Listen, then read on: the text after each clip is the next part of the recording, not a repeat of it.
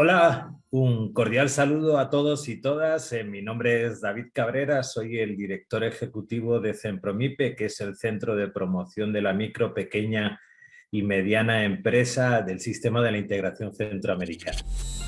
Los principales problemas que la MIPYME de Centroamérica tiene ahora mismo, porque como bien sabes, el COVID en los 2 últimos años ha venido a cambiar mucho el entorno y los esquemas. Si bien veníamos con problemas coyunturales, estos se han reforzado, pero básicamente el primer problema es el acceso al financiamiento inclusivo e incluyente, ¿no? El 85% de las MIPYMES de la región están por fuera de los esquemas tradicionales y de los productos financieros tradicionales al uso, como el crédito bancario, por ejemplo, y por tanto tenemos un 85% que está fuera del acceso al financiamiento y al capital de trabajo para hacer crecer a sus empresas y por lo tanto mejorar su productividad, su competitividad, mejorar la calidad del empleo, la accesibilidad de la fuerza laboral al empleo de las MIPYMES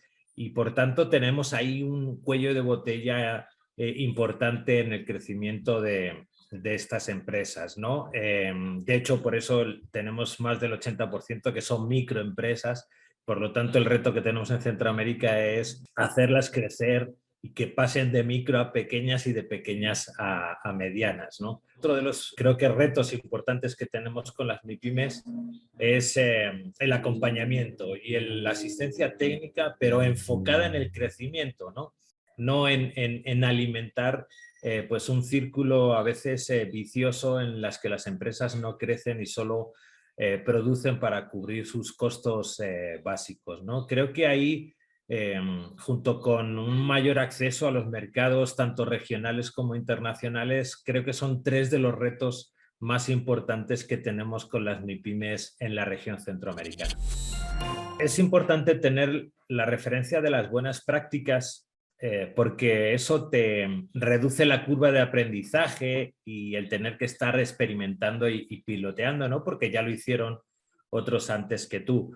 Te ponía el ejemplo de los centros de atención a la MIPYME que hay en la región y que es un modelo fundamentado en una alianza público-privada-academia, que creo que es importante y está impulsado además por los presidentes de los 8 países de la región SICA, con lo cual hay un mandato de presidentes para poder promover este tipo de centros de atención. Nos basamos en el modelo de los SBDCs de la Universidad de San Antonio de Texas y aplicamos esa metodología para la atención de MIPYMES en la región, por ponerte un ejemplo muy práctico.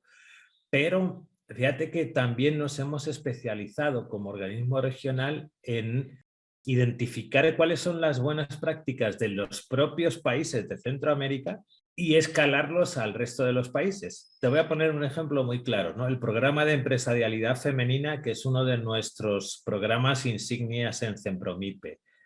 Fue una muy buena práctica que identificamos en El Salvador y que sistematizamos y generamos una metodología propia y que fue llevada al resto de los países de Centroamérica. Y ahora mismo tenemos en Costa Rica un programa de empresarialidad femenina fuertísimo en el que se están trabajando con miles de empresarias, igual en República Dominicana. Belice, por ejemplo, es uno de los que también ha tomado este programa como un programa insignia y nos ha permitido elevar la contribución de las empresas lideradas por mujeres al desarrollo económico y social de la región. O sea, te hablo ya con datos muy contundentes de cómo contribuyen estos programas a ese desarrollo, ¿no? Hay programas, por ejemplo, particulares de financiamiento y de esquemas de financiamiento que estamos promoviendo y que estamos un poco rompiendo con esa barrera que te contaba al principio de la entrevista de productos financieros, ¿no? Desarrollando, por ejemplo, fondo de competitividad que pueda identificar fideicomisos y productos financieros específicos a nivel sectorial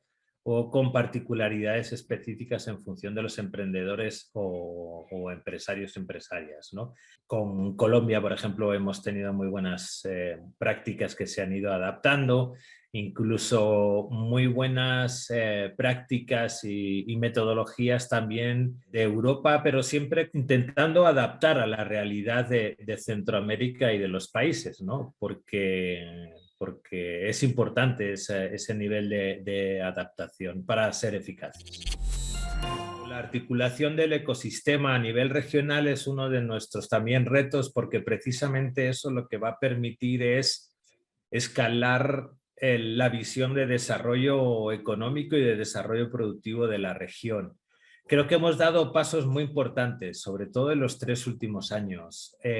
A finales del mes de junio se aprobó por el Consejo de Ministros de Integración Económica una política regional MIPYME precisamente que permita que las MIPYMES sean ese actor protagónico del desarrollo económico y social de la región y con una visión hacia el 2050. Es decir, empezamos a trabajar hoy en las MIPYMES del 2050, precisamente para que muchas de las barreras que hemos aprendido en los últimos 20 años desde que se construyó Cenpromipe ya estén salvadas en ese proceso de la política regional. Y esta política regional lo que nos permite es precisamente, mediante su estrategia de implementación y de financiamiento, articular a todo el ecosistema en una sola ruta, ¿no? en un solo esquema que nos permita ese enfoque en competitividad, obviamente vinculada a todos los países y con un claro ejemplo de articulación tanto público como privado, como académico y de la sociedad civil, que han sido los actores que en los últimos 3 años han generado y han dado cuerpo y solidez a esta política.